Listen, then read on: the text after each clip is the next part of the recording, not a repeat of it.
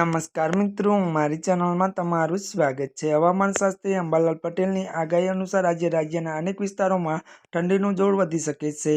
ઉત્તર ગુજરાત, મધ્ય ગુજરાતના ભાગોમાં લોકોને કડકડતી ઠંડી સહન કરવી પડશે, તો બીજી તરફ 22 ડિસેમ્બર બાદ ગાત્રોજ ત્યારે થજવતી ઠંડી પડે તેવી આગાહી અંબાલાલ પટેલે કરી છે।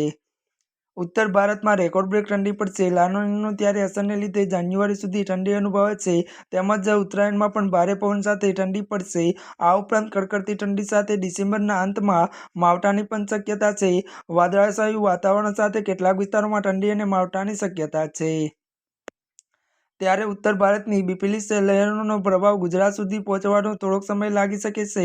ત્યારે ડિસેમ્બર મહિનામાં પણ ડબલ સિઝનની અનુભૂતિ થઈ રહી છે। સવાર અને રાતના સમયે પણ પારો ગળગળી રહ્યો છે, પણ વાતાવરણમાં કોઈ ખાસ બદલાવના સંકેત દેખાતા નથી। ત્યારે મિત્રો, આજના માટે બસ આટલું જ। અમારી ચેનલમાં નવા હોય તો અમારી ચેનલને લાઇક, શેર અને સબસ્ક્રાઈબ કરી દેજો। ધન્યવાદ।